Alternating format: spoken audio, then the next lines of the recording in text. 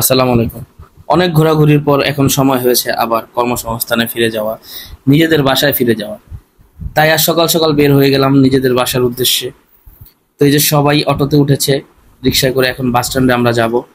তো যেতে যেতে একটু ভিডিও করে নিলাম, আপনাদের সাথে ভিডিওটা শেয়ার করলাম, আপনাদের সাথে আমার অভিজ্ঞতাটা শেয়ার করলাম। তো এই যে আমার বাচ্চা কাচ্চা, ওটা হলো আমার ছোট ভাই, বসে আছে অটোতে। সে বলছে সে নাকি আমাকে এগিয়ে দিয়ে আসবে। তো তার যেই কথা সেই কাজ, সে উঠে পড়লো আমার সাথে অটোতে।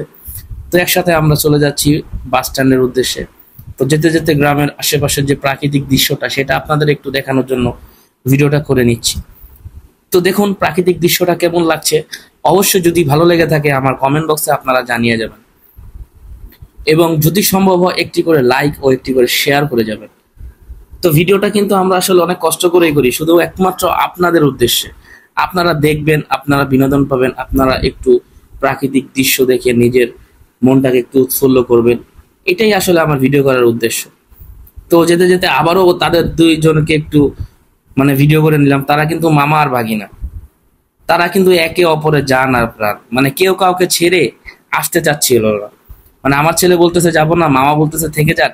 তো তারপরে সবারই স্কুল আছে, পড়াশোনা আছে, তাই আমাদের আবারও চলে আসতে হবে, তাদেরও স্কুলে যেতে হবে। তো যেতে যেতে তাদের দেখেন দুজনেরই মনটা খুব খারাপ, দুজনই বসে আছে। তো যাই হোক, একটু ভিডিও করে নিলাম আপনাদের সাথে। আবারও আমি যেহেতু ভিডিও করি, ভিডিও মেক করি, কন্টেন্ট আপলোড করি, তো মাঝে মাঝে একটু লং ভিডিও, একটা ব্লগ ছাড়তেই হয়। তো সেই উদ্দেশ্যে আজকে আমার এই লং ভিডিওটা। তো সম্পূর্ণ ভিডিওতে আপনারা অবশ্যই আমার সাথে থাকবেন। যাই হোক, অটোতে নেমে এখন আমরা একটা সিএনজি নিলাম, সিএনজিতে নিয়ে এখন আমরা আমাদের বাসার উদ্দেশ্যে রওনা হলাম। বাসের মধ্যে টোটালি ভিড়, উঠা যাচ্ছিল না, এতটা পরিমাণে ভিড়।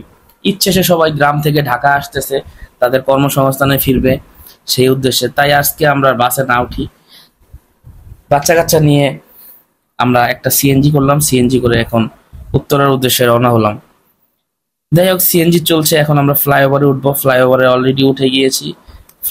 ওভারে যে দৃশ্যটাও খুব সুন্দর।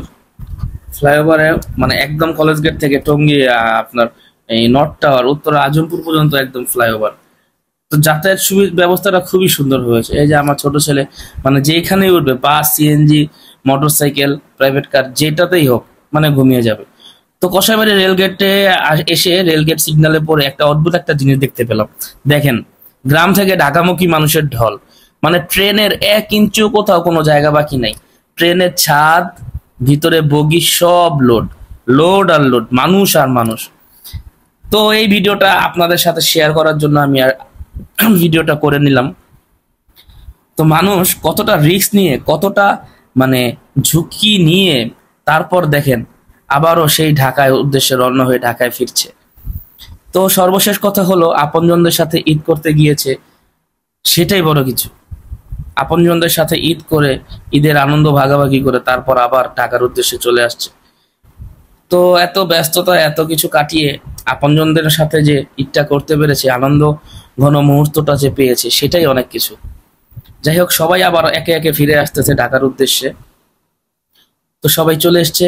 তো আমরা অলরেডি সিএনজি থেকে নেমে গিয়েছি, এই যে আমাদের বাসার সামনে নেমে গিয়েছি। তো আমার বড় ছেলে বলছে দাও একটা ব্যাগ আমি নেই। তো ব্যাগটা তো অনেক ভার, ব্যাগটাও নিতে পারবে না। তো ওই বস্তাটা হলো হালকা, ওইটা দিয়ে দিয়েছে ওর কাছে, তাও সে নিতে পারছে না, বলতেছে এটা অনেক ভার। আসলে বোকা ছেলে বুঝতেছেই না যে ওইটা অনেক হালকা। তো গাইস, চলে আসছি অলরেডি বাসায়। এসে প্রচন্ড গরম, তাই এসেই শাওয়ার নিলাম, এসেই গোসল করলাম। তো আমার এই ভিডিওটা আজকে এই পর্যন্তই। আশা করি আপনাদের সকলের ভালো লেগেছে। আল্লাহ হাফেজ, সকলে ভালো থাকবেন, সুস্থ থাকবেন। আসসালামু আলাইকুম।